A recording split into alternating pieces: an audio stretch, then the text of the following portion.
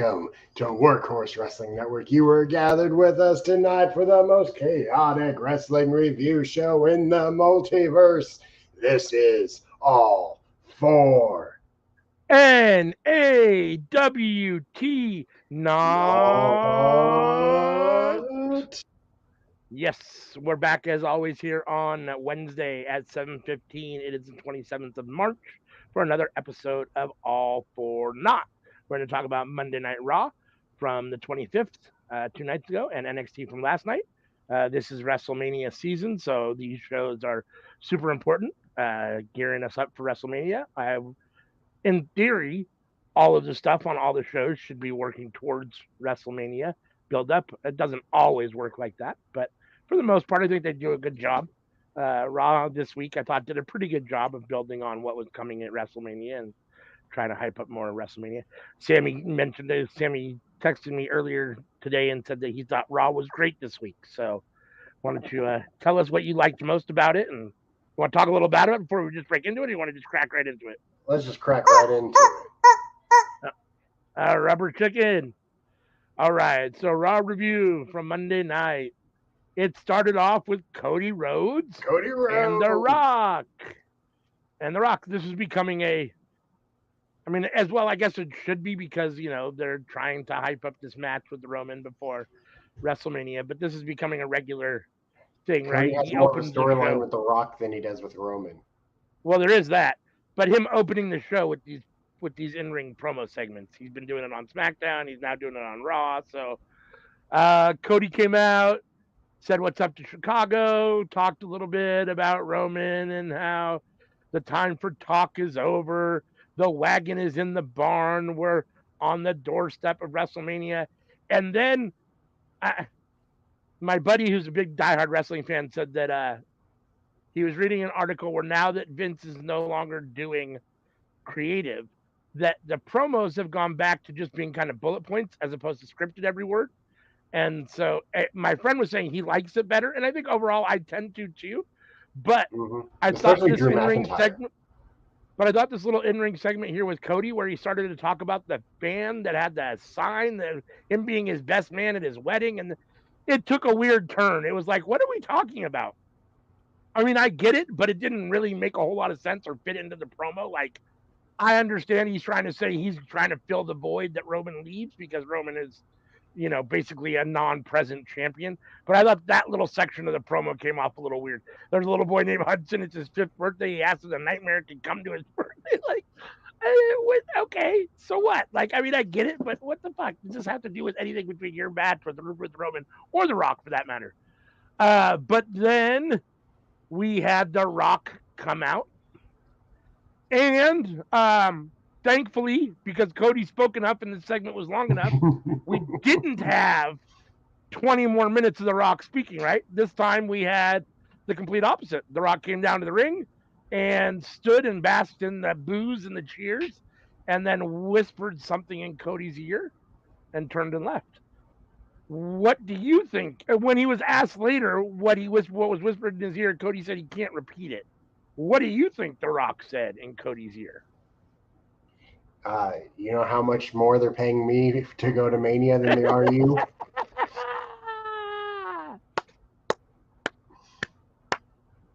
So the question I have for you really is, there's no real heat between these guys, right? I mean, this is all just to work. And so he probably said in his ear, you're doing a great job, keep it up, or something stupid, right? I mean, it probably isn't really, I'm going to kick your fucking ass at Raw or at WrestleMania, or, I slept with your wife last night, ha ha ha. It's probably nothing like that, right? I mean, it's probably something just like, good job, you're killing it, keep it up, or something stupid, right?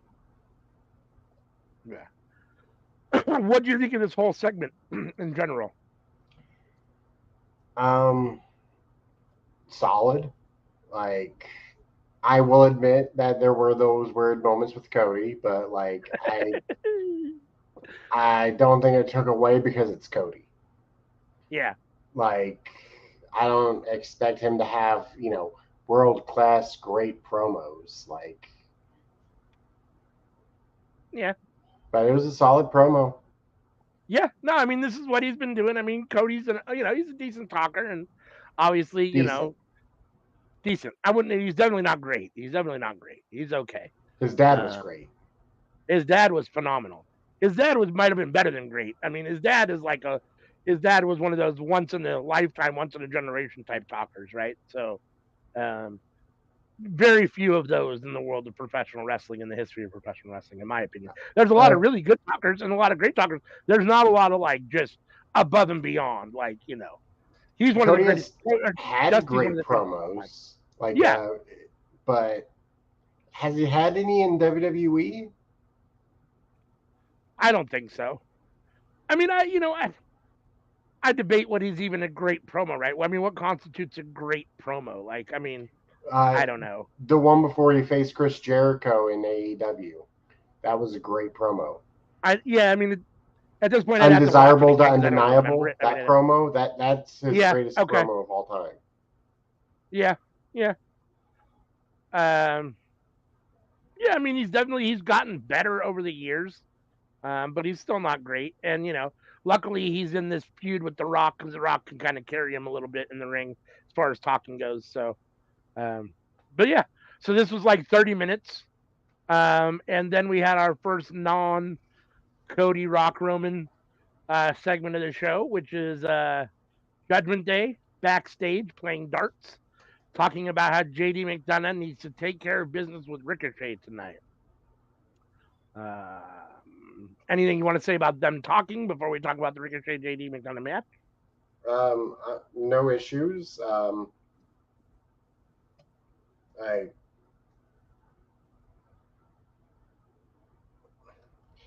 There's not really much to say about it. Like, it wasn't bad, but like, it's not like R-Truth great, you know.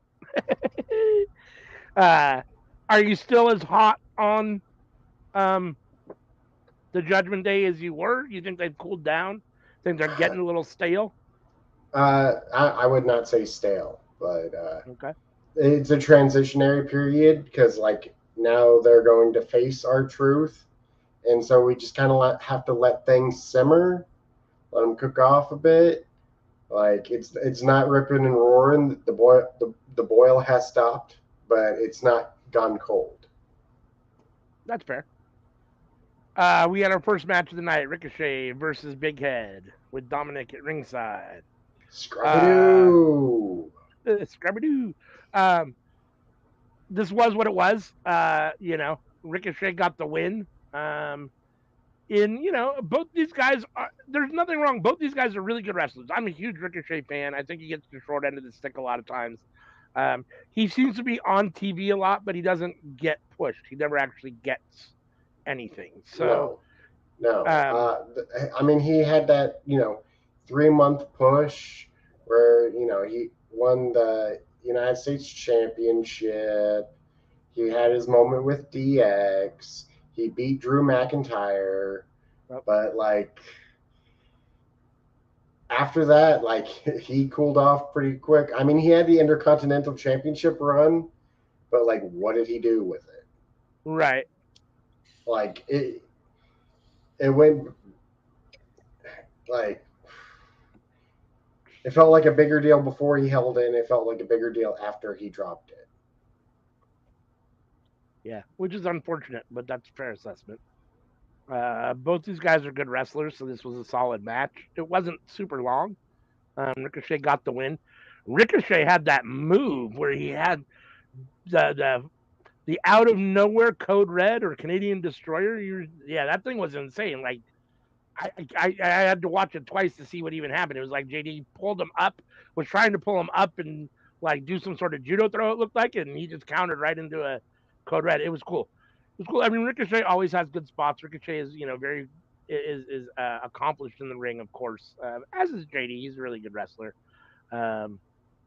Ricochet got the win here, and yeah. So I assume that this furthers, you know, just kind of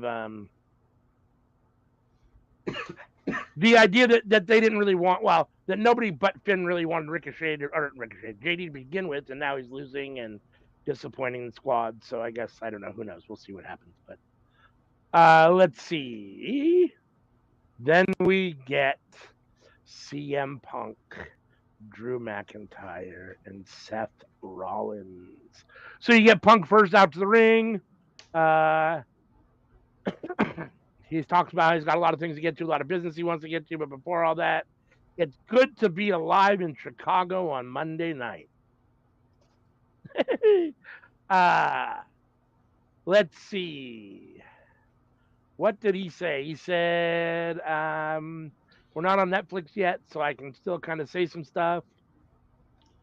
ALW, does Yeah. this look more like Seth Rollins or Logan Paul? Seth Rollins.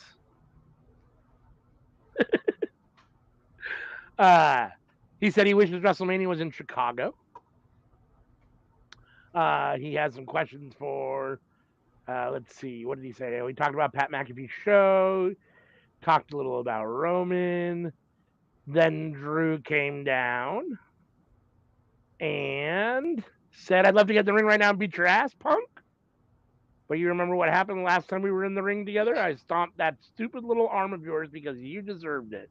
And I told you I prayed for this, and it happened. Punk. He also told him he doesn't hate him anymore. Punk said, are you a Scottish psychopath or in a kilt or an internet troll in a skirt? All right, let's find out. And you can't say stuff like that anymore. Technically, you shouldn't be saying stuff like that anymore, no. So these guys went back and forth a little bit. Ultimately, Seth came out. Chicago welcomes Monday Night Rollins, blah, blah, blah. Firmly established whose show it was, I guess. He's got all the... He's over at the moment big time, so... He's over with the crowd, but to me, he just feels like the third wheel in every story he's in. I would agree with that. I would definitely, to a certain extent, agree with that. I mean, now that Punk is back, even with Punk not being able to wrestle, he still kind of feels like the third wheel in this story, even though it should be the Drew and Seth story. He's the champion. Right. He shouldn't feel like the third wheel in his own story. No doubt. So, anything you want to say about this segment? I mean, there was a lot more. I mean, I'm not going to say everything that they said, but ultimately, Rollins super kicked Drew. It ended up in a fight,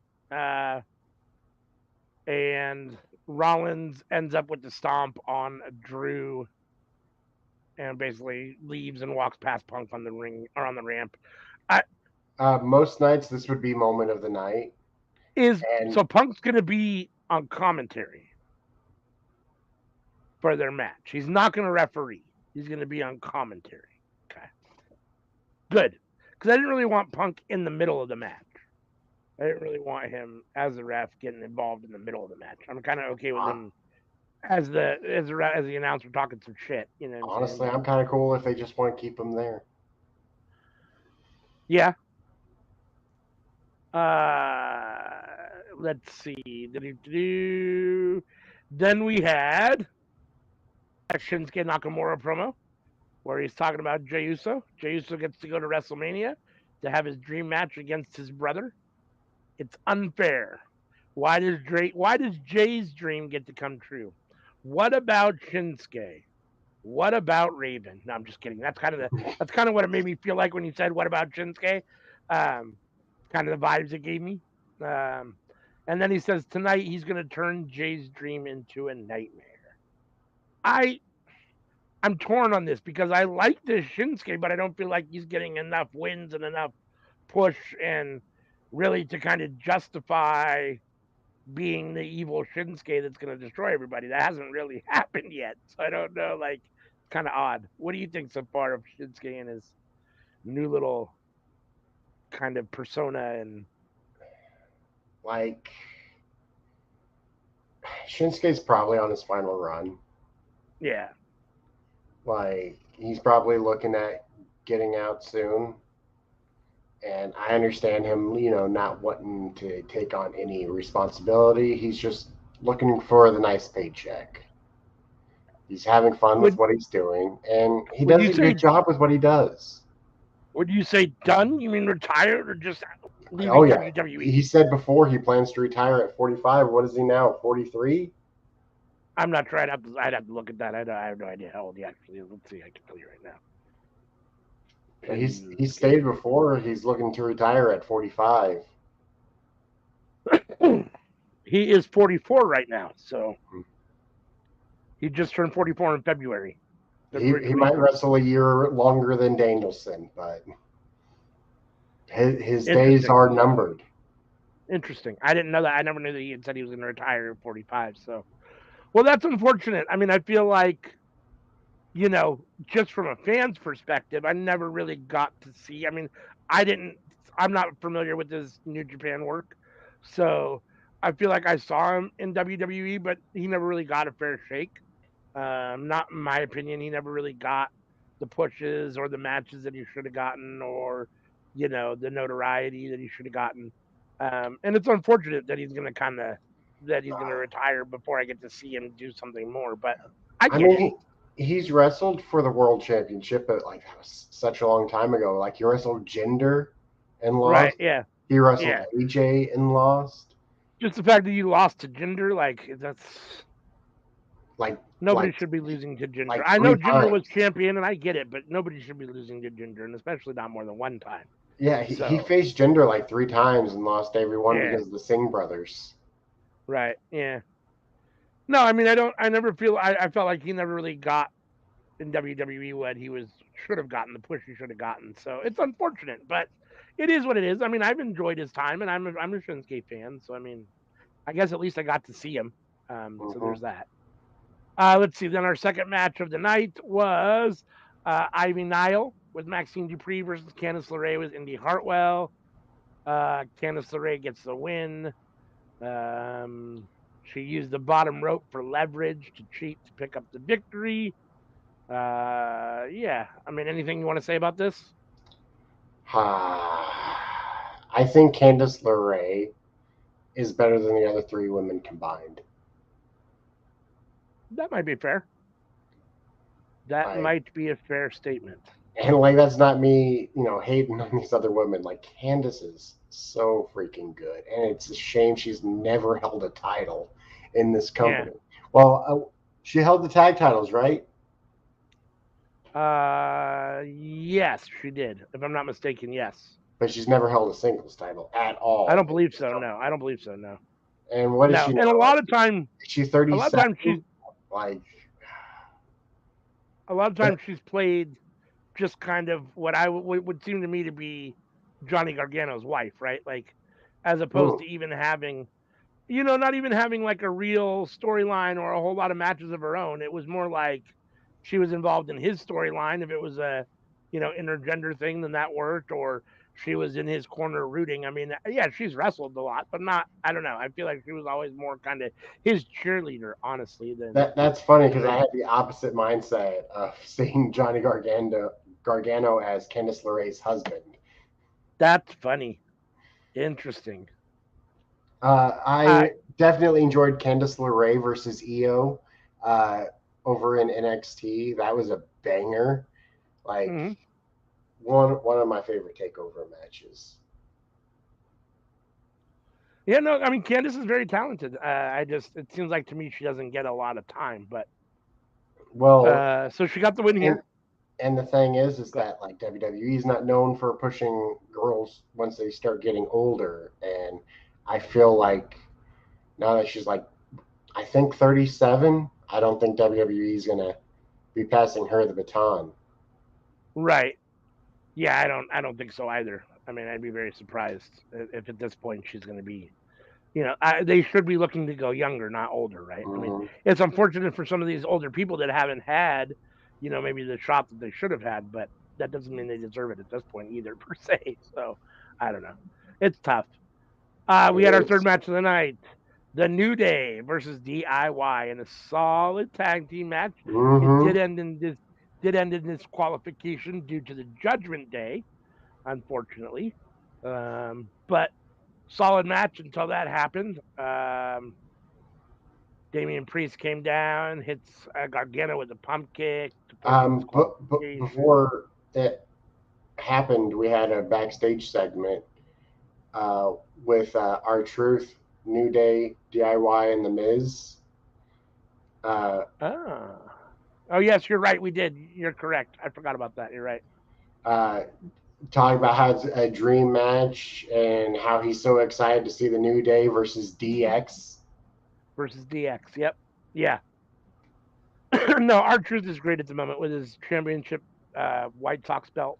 Yeah, he's hysterical at the moment. And But the amount of talent just in that one segment, you have the New Day, you have DIY, you got R-Truth and the Miz all together, and it's yeah. Speaking of which, I forgot to mention that the Awesome Truth was on commentary for this match, which always is fun to listen to. I like listening to the Miz. I think he's good on commentary. So, and R-Truth is always hysterical. So, oh, Judgment. Go ahead. The Bump. You watched The Bump? Yeah. Oh yeah. Oh man, I thought Baron Corbin was gonna collapse because of R-Truth. Oh no. I don't. I'm sorry. I didn't watch The Bump. I don't. I apologize. Oh well, I was talking about last week, anyways. Right. Yeah. No. Let's see. So DIY got the win by disqualification again. Priest gave the Razor's Edge to R-Truth. And yeah, let's see. Then we had more Cody Rhodes. She asked him if he could share what The Rock said, and he said, Cody says that it was something he wouldn't want to repeat. However, it's a promise that The Rock cannot keep. So, adding a little more mystery, I think there's much to say about that. Then we had backstage interview with Gunther. What's his response to Sammy? He said that he's in the. Wait a sec. I'm trying to read this here. What his response to Sammy said that he's the man to end his historic title run. He didn't get a chance to respond last week because Sammy stormed off like an angry child after sitting on it for a week. There's really nothing to respond to. Sammy deep down knows he can't beat him. The nerds in Chicago don't believe. Hell, Gunther doesn't believe that Sammy can beat Bronson Reed tonight. Will he be at ringside during the match? So he reiterated that Sammy can't beat Bronson and decided to walk away. So Gunther and Sammy, obviously, at whatchamacallit, WrestleMania. Mm-hmm. And yeah, I mean, what anything you want to say about this little segment with Gunther or this match leading into this match? Solid, lays out the game plan, getting into the head of Sami Zayn. Like, I couldn't ask for more, you know.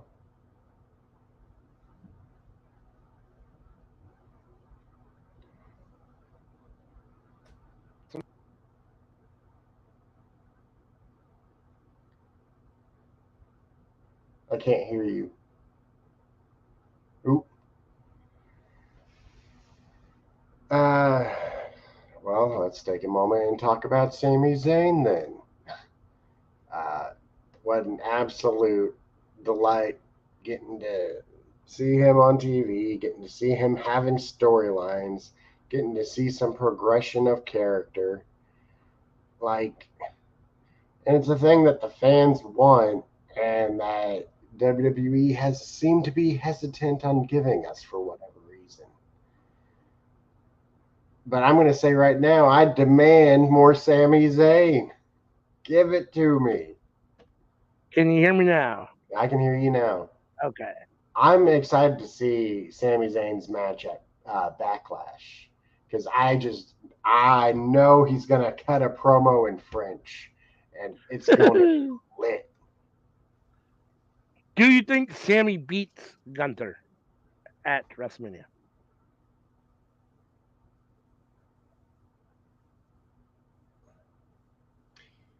I made my prediction before. I think he beats Gunther and then loses to Gunther at Backlash.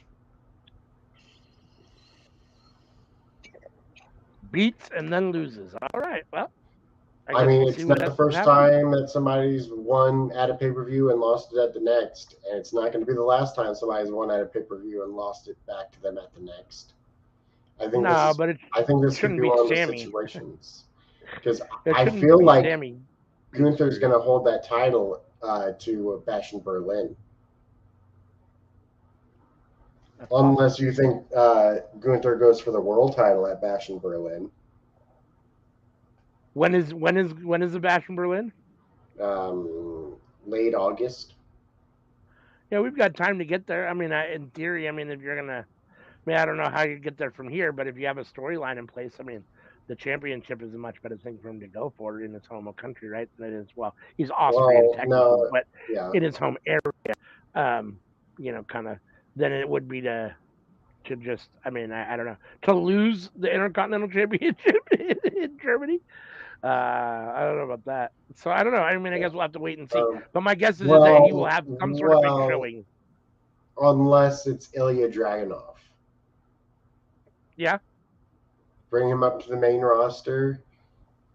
Ooh, you got options. You got options, WWE. Let's see what you do.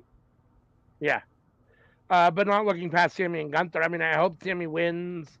I don't dislike Gunther, and I don't dislike his run. It's been good. It's been fun. I want Sammy to get a run, and I hope it's more than one day. If it is, if Sammy does win, I hope it doesn't. I was assuming it'd be a month. More than a month. Sorry, more than a month.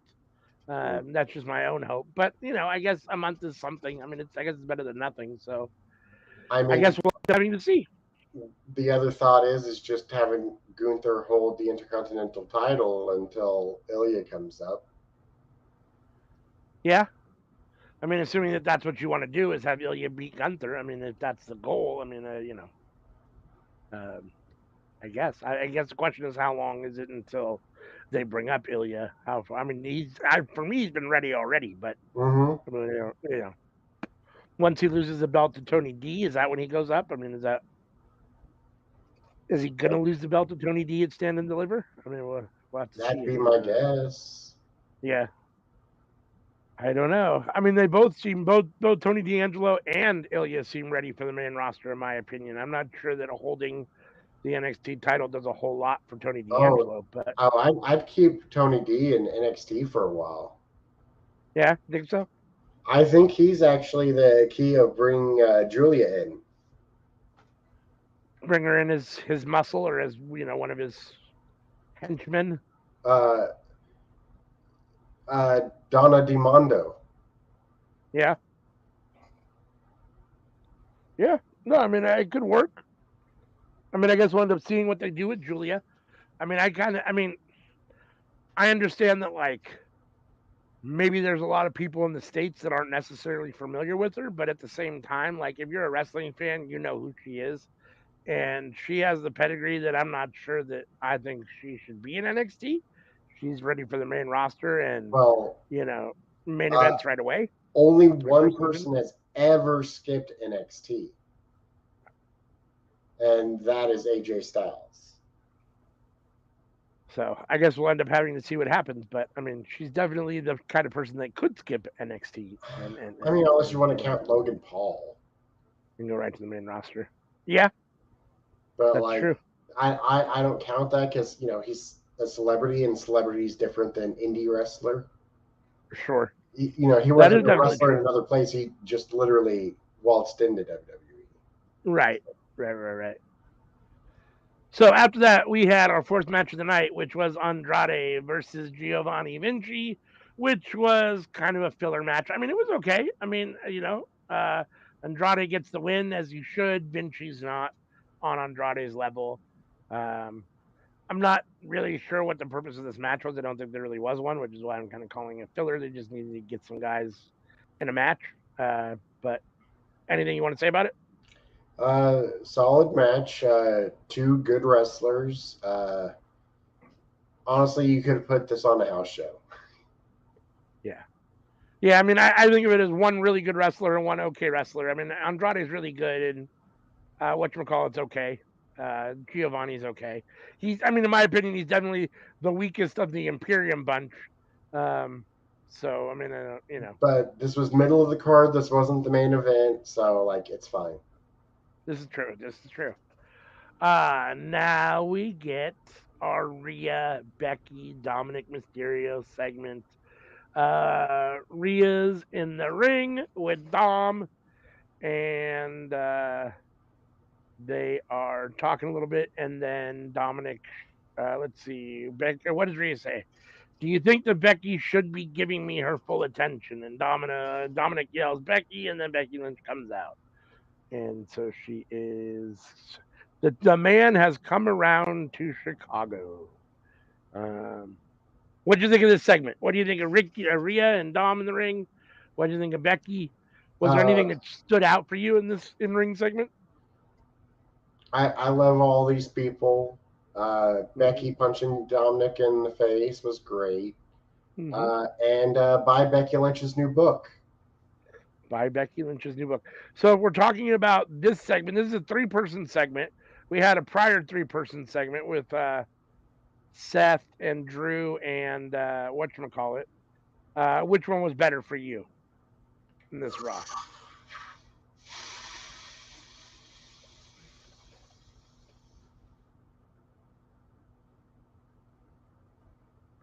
CM Punk. Sorry, Seth, Drew, and CM Punk. Which one did you enjoy more? It's basically, I mean, it's different, but it's very similar in the way they were laid out and the way that it happened, and that's why I'm asking. That's tough for me. It's a very big toss up. If I have to pick, I guess I'm going with Drew McIntyre, but it's not an easy choice to make. Yeah. Let's see. So, like you said, Becky punched Dominic in the face. Rhea drops Becky with a big boot and drives Becky's shoulder into a steel post. Blah blah blah. And then it's all broken up, and that is the they continue to brawl through the aisle, and then we get Sami Zayn walking past Chad Gable in the backstage area. Sami says there's nothing to talk about. He knows what Gunther's saying. He's going to make him eat his words. Gable says that Sami needs to be focused on the task at hand. He needs to get his head out of his ass. Sami says that Gable is right, and he appreciates the sentiment. They shake hands. It's kind of interesting. I mean, I don't, again, not a whole lot to talk about, but further, hyping up Sami versus Gunther, obviously. More movement towards WrestleMania, building towards those matches, which we should be.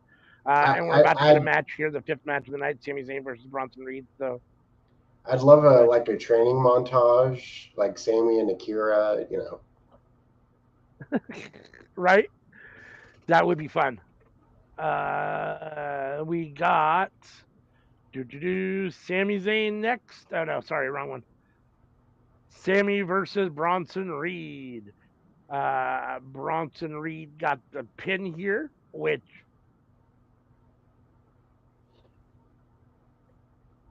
if you want to present Sami Zayn as a viable challenger for Gunther, you probably shouldn't have him losing matches 2 weeks before WrestleMania. That's not their goal. Their goal is to make him look like the underdog. That he's facing a mountain that he can't climb. Right. No, I get it. I still think you probably shouldn't have him losing matches before 2 weeks before WrestleMania. I mean, I get it. I understand the story and the purpose of it. I just think from an optics perspective, it looks weird in my perspective. But it makes the match look weaker. I think so. But to be fair, even though Sami Zayn has more experience, and Sami Zayn's not a small guy by any stretch of the imagination, when I see these two names on paper, I think Bronson Reed should probably be beating Sami Zayn in a fight. That's just my honest opinion. Now, obviously, it's not a real fight. It's kayfabe, and it's all whatever it is, what it is. I'm not talking about that, but I'm just saying, in general, there seems to be a little bit of discrepancy between the size of the men and potential damage done by one to the other as opposed to vice versa. So, so I'm not surprised that Bronson got the win here. I just think it's a little weird for Sami's character, even being the underdog, to take losses before 2 weeks before he's supposed to try to win a belt at WrestleMania. But, it is what it is, I guess. Let's see. We had Jey Uso talking about Shinsuke and how he's been hating on his dream. He plans to wake up Nakamura tonight. And then Jimmy and Solo walk up right next to Jey and says, Jimmy says, no yeet. No yeet. And walked away. No yeet and walks away. anything you want to say about this quick little half-minute segment? No. We got more Chad Gable and Sami Zayn backstage. Chad Gable's still trying to offer him encouragement. Even though he lost to Bronson Reed, he says he needs to take a different approach heading into WrestleMania. And he gives a hint that he's willing to help Sami out. They announced that Rock and Roman will be on Raw next week. So Roman's coming over from SmackDown to make the appearance on Raw next week. Let's see. Right, which is the go-home show before WrestleMania, so that's why they're there. I'm sure they'll be on Raw and on SmackDown. They'll be on SmackDown this week. They'll be on Raw next week and SmackDown next week, I'm sure, all leading up to WrestleMania. Let's see. We have Seth backstage telling Jay that him and Cody will have. I'm sorry. Seth tells Jay, yes, that him and Cody will have his back tonight. What do you think about Seth and Cody helping Jay? Sounds like they need another man. Jay's backup.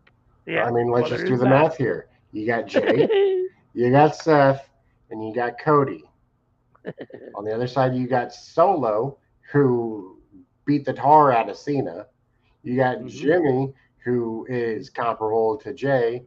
And then you got Roman, who, let's face it, and you got The Rock, the final boss. Like, that's not a team you want to go 3-on-4 against. What do you think of the new final boss moniker for The Rock? You like it? I dig it. And it's a real callback. You know, we were talking last night on the cookout about The Rock and Triple H and The Rock winning, and it's like, if there is a final boss, it is The Rock.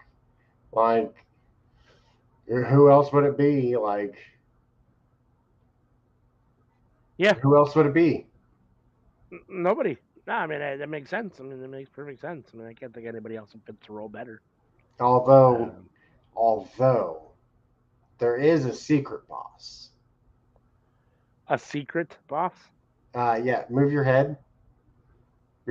Glass shatter. Oh, yeah. Stone Cold. Here. See, I can do this. Secret boss. There you go. Stone Cold. Stunning Santa Claus. Yeah.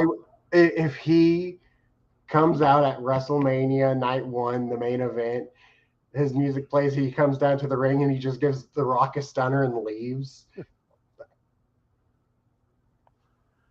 Yeah, that would be fun. One more stunner. One more.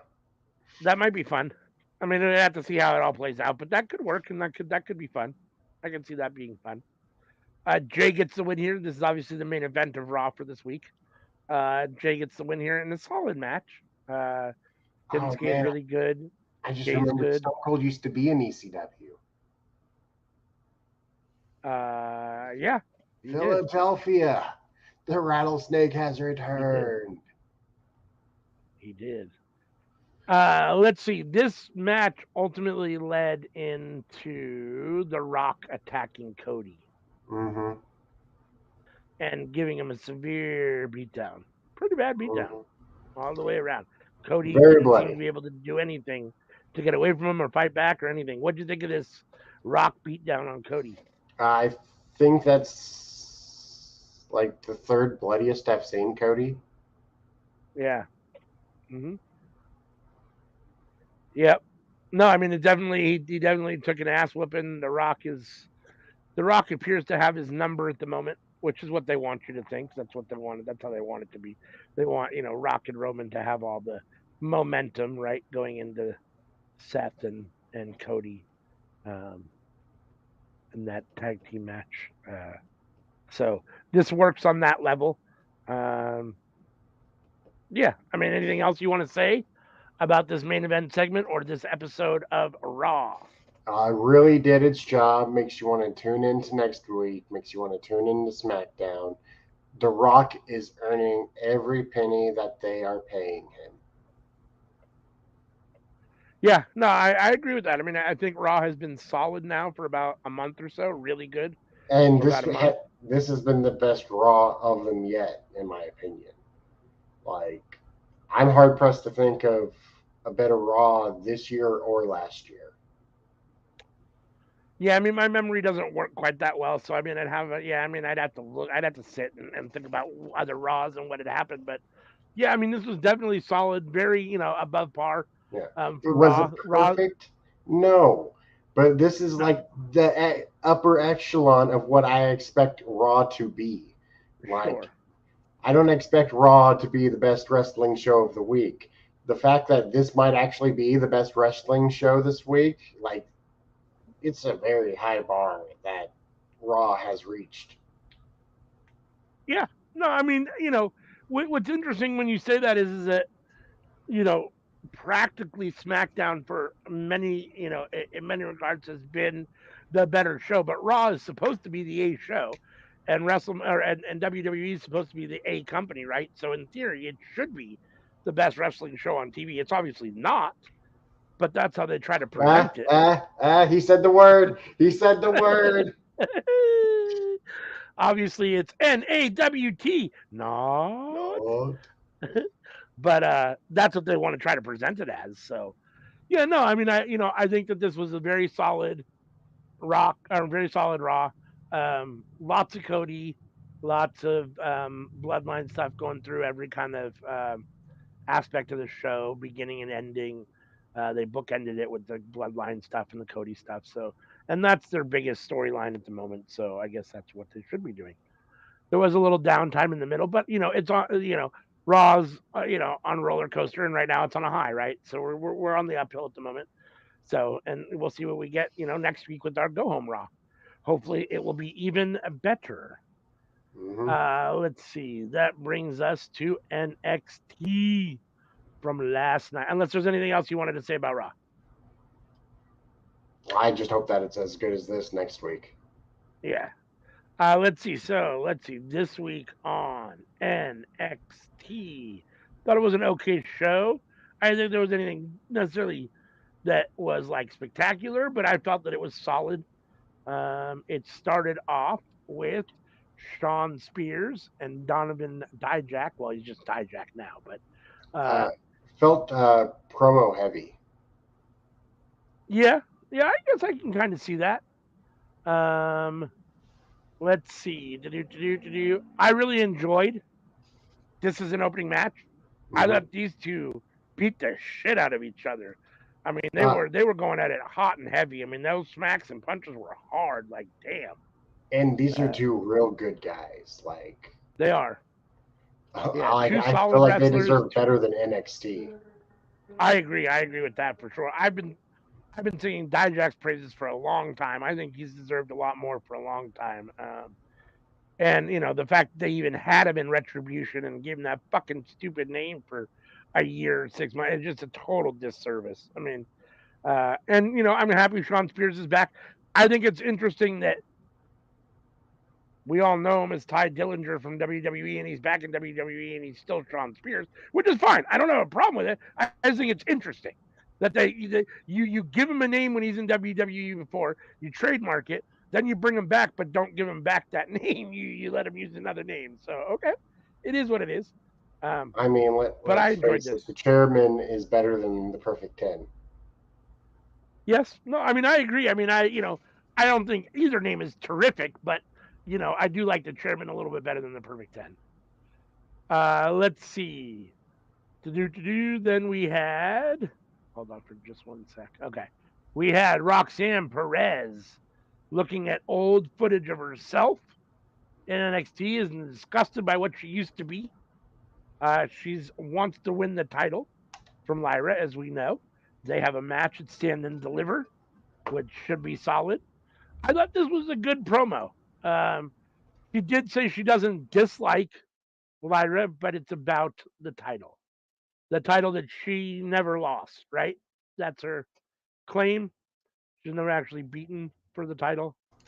So Well, I I mean, thought this she was had a an opportunity to get it back in a fatal four way, which she didn't succeed in. Indy won that, right? right. Hmm. That's correct. But this is your girl. So what do you think of this little promo? What do you think of her turning essentially turning heel, turning her back on the crowd, the WWE universe, being bitter at the fact that she's been whatever? What do I you think? I dig it. I dig it. Um, You think it works for her? yeah, but I don't think she's the next champion. No. I think that's Blair Davenport. I mean, I hope so. I really like Blair. I mean, we'll have to see if that how that plays out. But I like Blair. I mean, she should be at some point champion. That's for sure. Let's see. So moving on, we get Thea Hale with Andre Chase, Duke Hudson, and Riley Osborne versus Jasmine Nix with JC Jane. The main thing about this is that it ended up with Thea Hall um, basically snapping the arm of Jasmine Nix to bring in JC Jane and to push JC Jane. Uh, Thea wants a match with JC, and she's trying to push JC into this. I assume we'll get that match to Stand and Deliver. They haven't really announced that yet, but I'm assuming that's what we're working towards, right? So, Uh, Thea Hale gave me the vibes of the Thea Hale that I liked the best when she was with Drew. mm-hmm. Yeah, Like, and I want to see more of that Thea, where I don't think we are really gonna get too much of that, but we saw some shades of it here, and I enjoyed it. yeah, I like her better like this. I thought that she was that this is better for her than it was when she was with JC Jane. I like her when she's a little more aggressive, not upbeat and ADD, but aggressive in the ring. And a little more like the Thea that we liked before. I don't think we should have taken her away from Drew Gulak. Yeah, yeah. Then we get a not weird, but a very cinematic, um, long history package on tricking Carmelo. It was almost like a little movie Mm-hmm. segment. This was the first one. There was two in this episode Yeah, of they did NXT. too. Yeah, they did two. They did one kind of from each perspective, right? From Trick's perspective and then from Mello's perspective, kind of. So um, it was interesting to me. They had Randy Orton and CM Punk commenting in this video on this match, and guys that were like, it's weird. Like, I understand you're trying to hype this match up, but I don't need CM Punk and Randy Orton to hype this match up. I think this match is hyped up enough. All we need is Trick to just say, you know, you betrayed me and I'm coming for you, and Mello to say, yeah, so what? Basically, I mean, obviously more, but that's enough for me, right? The grudge is there, the storyline's already there, so I don't really need to hear from CM Punk and Randy Orton. And this video package that was a little over the top, but it was okay. I mean, it's a little overproduced in my opinion, but it is what it is. What do you think? I mean, I feel like there's story beats that they could hit on, but they never do. Like how Mella was there for him until like Trick was like, "Nah, I want to do this on my own," and then for Trick to go back and say, "No, you didn't have my back," and it's just like, "Well, you told me not to. What do you want from me?" And Yeah, like, because in the lead up to that, it felt more like Trick was the one leaving Mello, and then for Trick to act like, "Why you leaving me?" Like I felt like yeah, Mello has more things you could put in of like, "This ain't me, this is you," yeah, and this was me making yeah, an executive decision because of you. yeah. Yeah, no, I could definitely see that. I mean, I definitely feel like there was that student mentor kind of big brother little brother relationship at first with Mello and Trick, right? Mello being the big brother, kind of the teacher, I'm gonna take you under my wing kind of thing. Even though they were homeboys, but like that, it definitely felt that way. And then it felt like Trick kind of outgrew him a little bit, right? Mhm. And this I'm no longer that person now. I'm kind of on maybe not your level. Well, I think I'm on your level, but maybe not on your level. But at least I'm able to stand on my own 2 feet, and I don't need you to carry me as much anymore.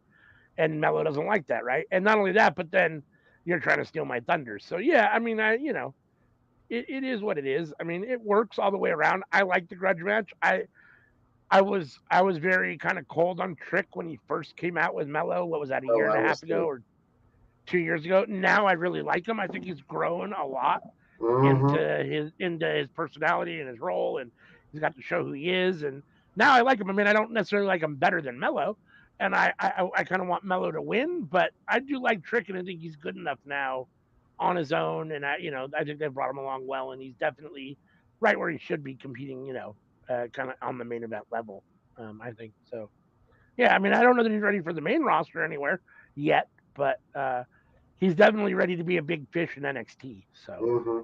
um, you know, let's see. We had Alpha Academy getting ready for their match against Breaker and Corbin. If they win, they're in a triple threat at Stand and Deliver against Breaker and Corbin for the titles. Um, and so they're preparing for that match, which will come later tonight. Then we get Lola Vice, who issues an open challenge, and it's answered by none other than a woman who just needs work. They just want to, I guess, get her on TV. They need someone for Lola Vice to wrestle, and we had 6 women out earlier, so we're not going to get Fallon Henley here or When ALW Keani says Jordan or work, he Kalani. means like a job, not work as in, her boobs. But we get Lola Vice versus Natty here. Let's see. And a much, which is always wonderful when you're the person calling the open challenge, you then take the L, which is Mm-hmm. awesome. That to me is a very weird dynamic. I'm not sure why you're going to have an up and comer like Lola Vice come out and issue an open challenge and then bring in someone who is well past their prime, definitely on the downside of their career, and let them have the win. That seems very weird to me. But it is what it is. What do you think about this? Uh, Honestly, I kind of dug it. I like Natty. Like, Yeah, she's not my favorite by a long shot, but like I dig her. And like it's a thing that she's been known to do is to, take on the young girls who come up from NXT to the main roster.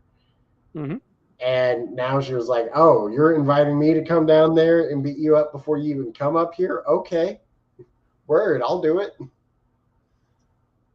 yeah, yeah. I mean, it is what it is. I mean, I just think it's weird when you have a young person who's kind of been pushed a little bit and appears to be kind of on the move a little bit upward, comes out, issues an open challenge, and then takes the loss. Like Well, that's a yeah, little weird, she won the breakout. right? Yeah, and then she takes the loss. So, I guess it is what it is. Let's see. We then had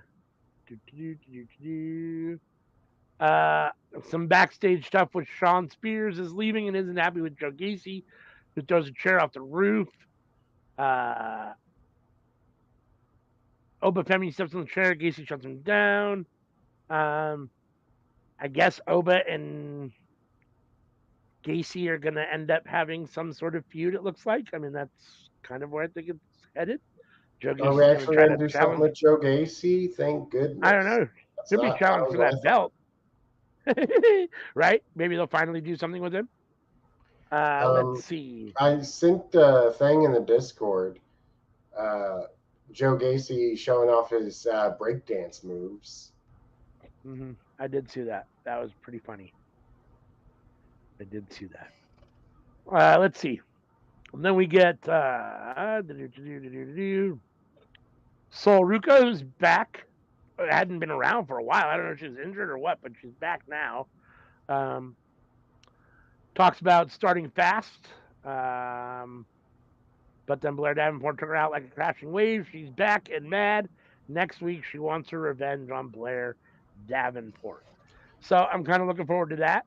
I assume Blair's going to beat her again, but maybe Yeah, not. We'll see. Um, Blair compares Sol to sand, annoying, and she can't get rid of it. uh, I'd say and Blair's easily top 3 women of NXT. yeah, oh yeah, for sure, no doubt, no doubt, no doubt. And then she says, next week, the torn ACL will sound like a nice memory, i.e., in comparison to what I'm going to do to you next week. Uh, so, yeah, clearly Saul was out. I didn't know she had a torn Achilles, or torn ACL, but she obviously was out with an ACL. That explains where she was for a long time. And obviously, we're aware that Blair put her on the shelf. So that feud is going to pick up now that Saul is back. I'm here for that. I like Saul. I like Blair Davenport. I was very high on Saul. I think she's got a bright future. We'll see what it looks like now that she's had a major injury. What she looks like athletically, because an Achilles heel or an ACL tear is a big deal, and that could definitely limit your mobility permanently. She might not be like as mobile as she was, so we'll have to see what that looks like now that she's back. But I hope she's okay, and that I'm looking forward to that match next week. Let's see. Then we get Stacks with Adriana Rizzo and Ilya Dragunov in a non-title match here. Well, let's see. Dragunov gets the win, as he should be beating Stacks, but it was okay. I mean, it was okay. I mean, I guess Stacks' job is to kind of soften up Ilya before stand and deliver. And I guess even though he loses, he did that a little bit. I mean, he pushed Ilya. He had some spots where he, whatever, and Ilya looked kind of tired and a little bit worse for the wear. And let's see. Then we see that the D'Angelo family is going to invite Ilya to the restaurant next week for another special moment. Ilya's not too proud of that. He knows what happened last time and isn't necessarily too fond of that idea. Long walk back. What'd you think of this? Match segment. It's definitely not as promoted as Mello versus Trick, even though it's the NXT Championship match, which is a little weird, right? And I also have the suspicion that Ilya is going to be dropping the title here, so it's like doubly so. Yeah, no, I mean, it's interesting. Like, I was super excited for Ilya to have the title, and he's had it now, but I feel like his run hasn't been that memorable. I mean, there hasn't been a whole lot going on. I mean, he's had a couple wins, but nothing that was like, yeah, this is a big time deal. You know what I mean? Like, so I don't know. I mean, maybe he is just ready to move up to the main roster and on to something bigger. It feels like he can hold that title for a little longer and maybe have a couple more meaningful matches. But I don't know. It wouldn't surprise me to see him drop it here to Tony D at Stand and Deliver either. Whether he goes up to the main roster or not, it wouldn't surprise me. Because I think that Tony D feels ready for the title. Yeah, I don't know that he needs it, but he feels ready for it. Yeah, I mean, so yeah, no, I think it's it is what it is. This match was okay. I thought it was solid. Stacks is a solid hand, and Dragunov is always fun to watch. Mm-hmm. But this is more about the angle than it is about the actual match. Very much so. So let's see. Then we get part 2 of our Carmelo versus Trick video. Again, overproduced. It's basically the second half of the same thing that we saw earlier in the show. Anything you want to say about it that you didn't say earlier? I didn't realize that they were going to give us a part 2 as well, especially in the same episode. It kind of made me think, yes. Okay, so was the first one just like, what was originally one video, but it was too long, and you realized, oh, we need to split this? Because like people are not going to have the attention span to watch the whole thing. Right? How I felt. Yeah, no, I can definitely understand that. The whole thing's a little overdone. Like, this feels like much more effort put into a video package than anything I can remember in recent time. Like, this has kind of that HBO 24/7 boxing, boxing feel to it. That show where they follow the guys around, and that kind of and they don't really they haven't really done that for many other people. So it's definitely kind of a weird thing. But I mean, this is a big match and a big deal, so they're hyping it up as a huge match and a big deal. So I guess it is what it is. I'm not a super big fan of the over promoted kind of video movie package, so I hope this isn't like a symbol of things to come, or they're going to be doing this more. But yeah. Um, let's see. Hey, Dolores says, Dolores. "Hey, and what's up? What's up, Dolores? Thanks for joining." So let's see. Then we had the Wolf Dogs. Baron Corbin Mm. telling Braun Breaker he needs to get away from the tanning beds, and Braun Breaker saying, "This is sun, baby. This is sun," which clearly it's not. Um, and Corbin says, what's he say? He I, said something about. Go ahead. I mean, as much as he enjoys fishing, like I don't believe it. So let's Uh, see, and they talk do about you their. remember Go that ahead. though? Him and Apollo Creed going fishing before they had their Oh yeah, match. oh yeah, I definitely do. It was a very weird segment. I remember that. I remember, yeah, it was definitely a very odd segment. But I like looking back on it, I wish we have more of that. Of just like, oh, we're about to have this big world title match. What are we gonna do for before this match? Now let's just hang out, talk about our life views. right. Talk about our life views. Yeah, no, Like I the mean it. closest we've gotten to that is Lyra Valkyria and um, oh I'm spacing on her name. I'm spacing on her name. The martial artist. Um, oh,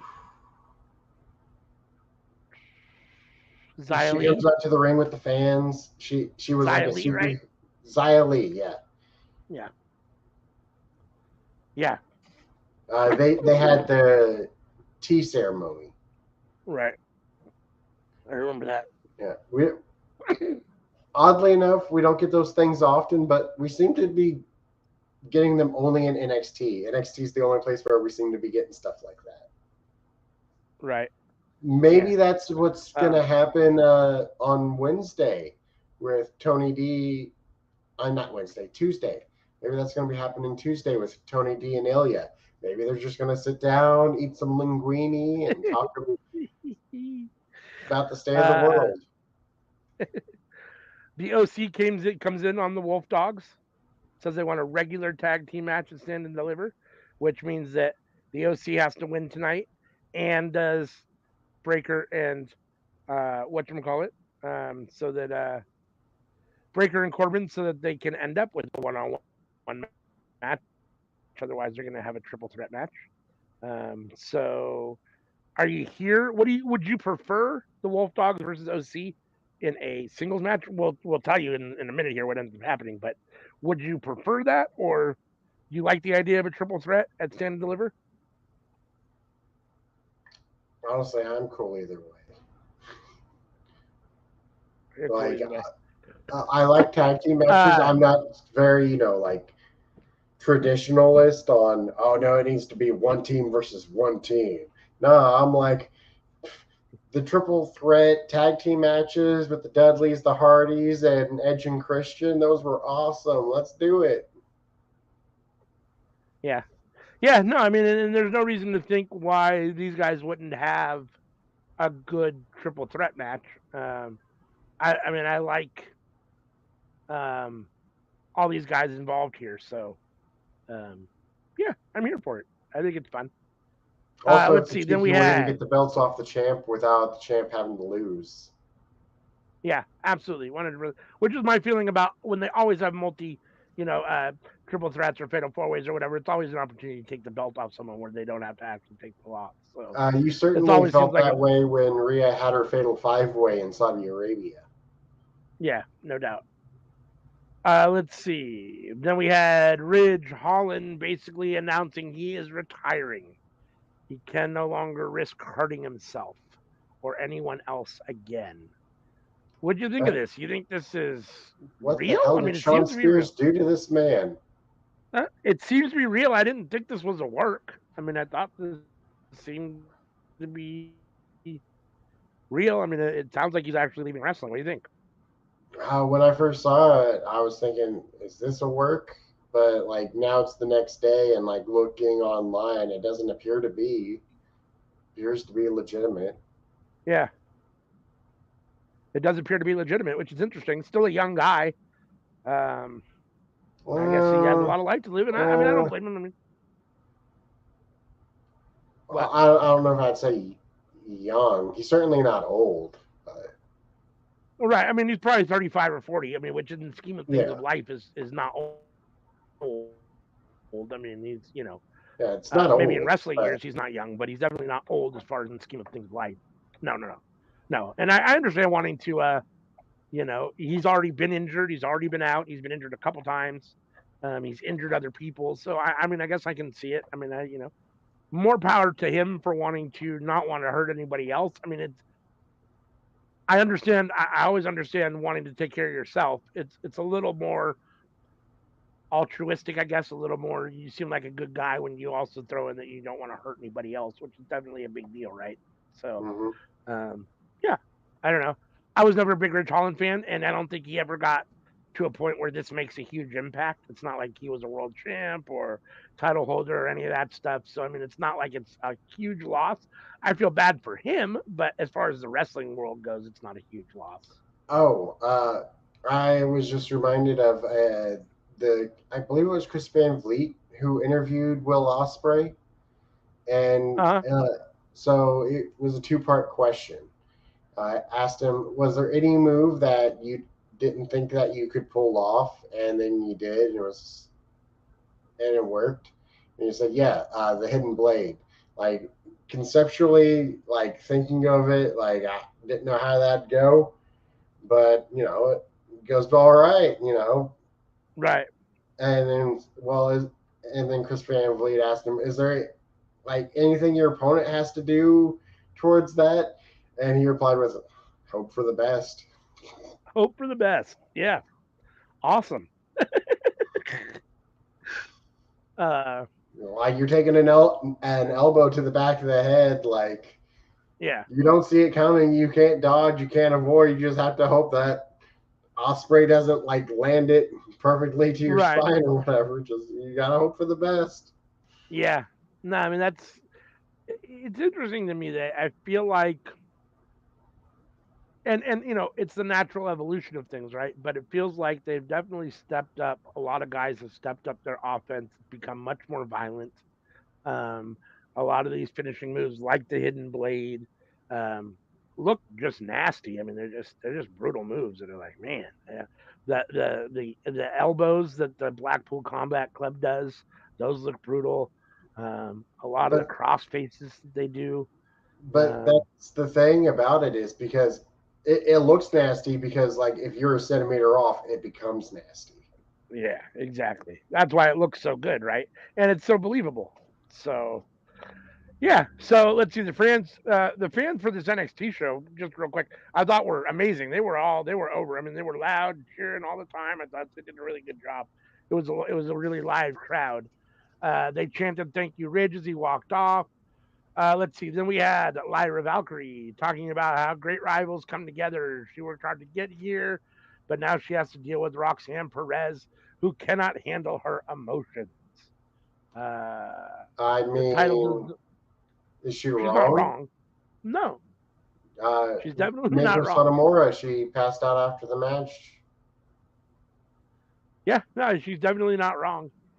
Um, Perez, she says Perez let the title break her, and Valkyria will do anything to keep Perez from getting it back. I think it's going to be a good match. It's going to deliver. I kind of think Roxanne Perez is going to win, but it wouldn't surprise me to see it go either way. What do you think?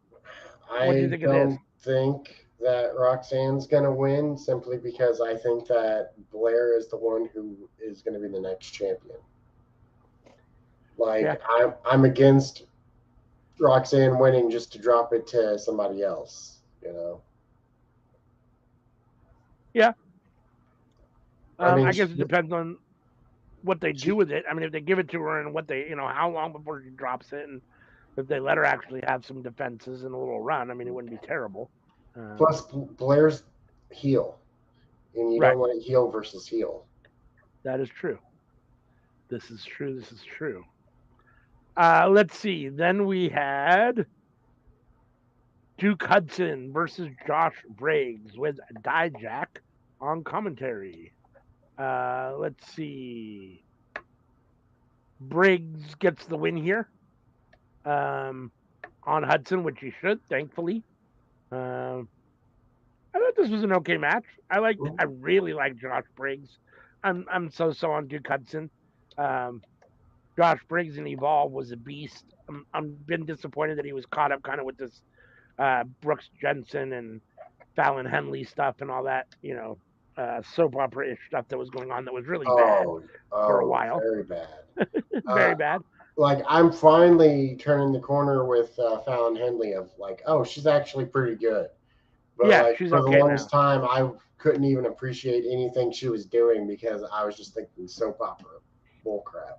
It's like I like the soap opera stuff when it's good and when it works, but that was not good and it wasn't working. So, yeah, there's nothing worse than bad soap opera stuff. So, I'm very glad Josh Briggs got the win here against a guy that gets a fair amount of face time on NXT. Duke Hudson is a pretty big part of NXT, so to see Josh Briggs get that win, I think it's a good win for him. And I hope that there's more to come. I mean, I really like Josh Briggs, so uh, let's see. This says there's just something fun about big meaty men doing meaty things. That's what this little review of NXT says, and you can't argue with that. That's that's what we got here, and that's what it should have been. Let's see what else. Let's see post match. Uh, Obafemi pops up and announces a triple threat with Dijak and Josh Briggs getting a shot at Stand and Deliver. So I'm excited for that. Honestly, at this point, I don't know.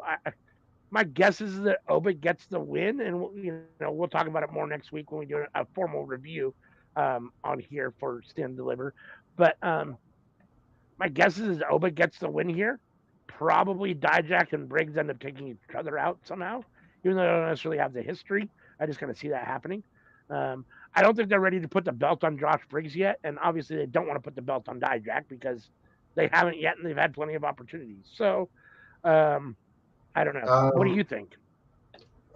yeah, I think Obafemi retains, Yeah, and I think that he will drop the title to Trick Williams. that makes sense.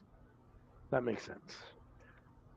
We get a third and final part of Trick and Carmelo. I forgot there was I three forgot there was segments three. of Trick and Carmelo. Um, let's see, with Williams coming back for revenge on these, taking him out. Yeah, this is the one with Cody, where Cody picks Trick for the win. Okay, so this was a segment where Cody was talking. Again, I still don't know why we have these other superstars that are not involved talking about this match, but whatever.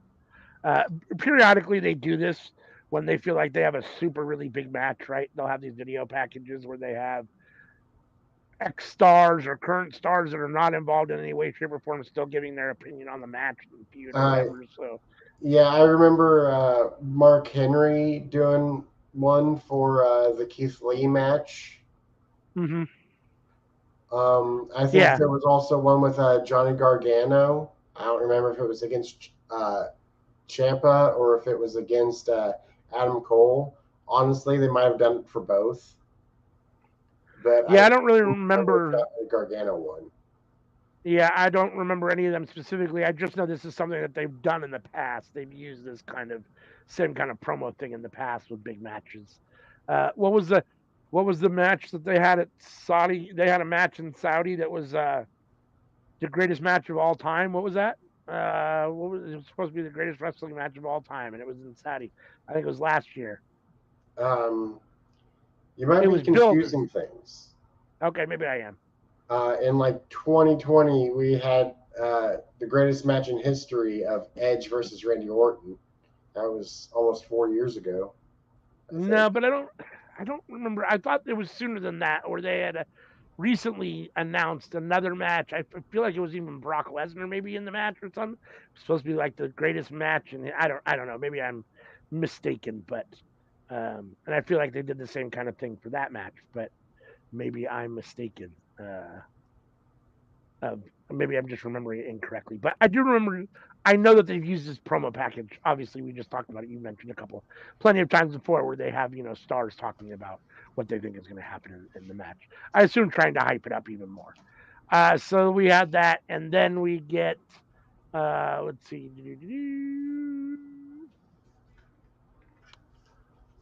What is this? Metaphor took over the production shows because they're officially hosting Stand and Deliver.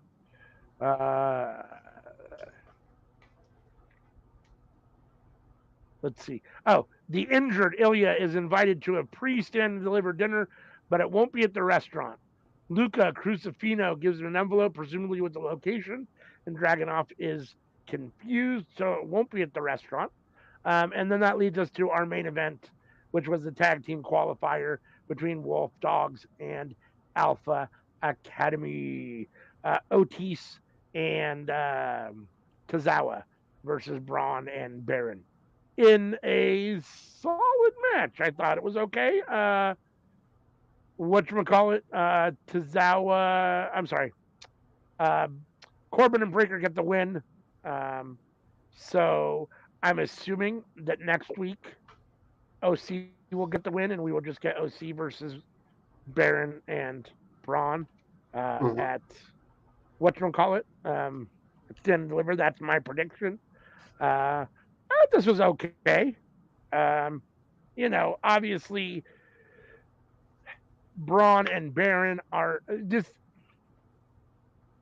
Chad Gable's obviously the best of the Alpha Academy, right? And if he's not Otis in the is match, okay right, exactly. Otis is okay, but you know, for an athletic big man, he's okay, but he still doesn't move a whole lot. And Tozawa is Tozawa. I love Tozawa, but they haven't really given him anything to ever do good to make him look good, really, in my opinion. They've always made him look kind of like a joke. So it doesn't surprise me that they didn't get the win here, especially without Chad Gable in the mix. And like I said, I think Braun and Baron are going to just take on the OC in a straight up match at San Liber anyhow. So, what do you think of this as a main event? What do you think of this segment? solid main event. Love Baron Corbin, love Braun Breaker. I didn't used to love Baron Corbin, but I'm pro Baron Corbin now. Yeah. I will say that I was reminded of Otis having that match against Ivar and thinking we're probably not going to get a match with Otis I like better than that match. I think that's the best match we're going to get from him. Right. Yeah. Yeah. No, I mean he's good, but he's limited. It is what it is. Um, I was a little surprised that this was the main event.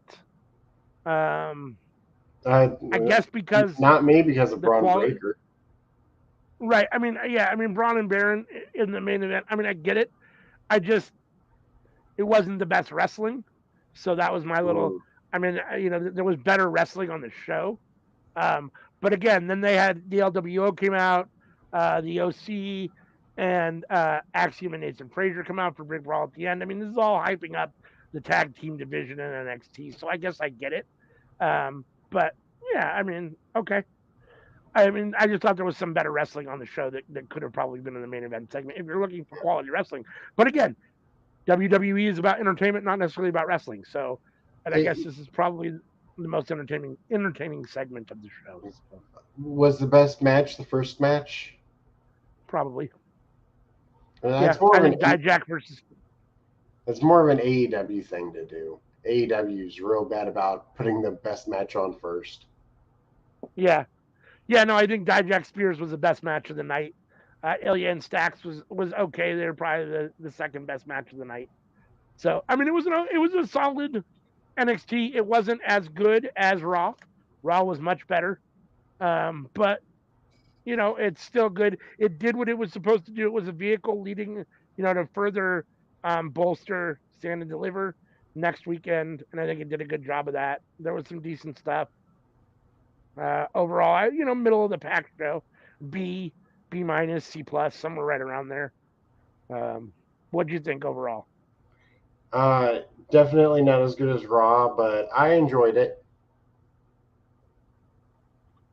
Yeah, I didn't think there was anything that was glaringly terrible about it in any way, shape, or form. So, yeah, unless there's anything else you want to say, we will get up out of here.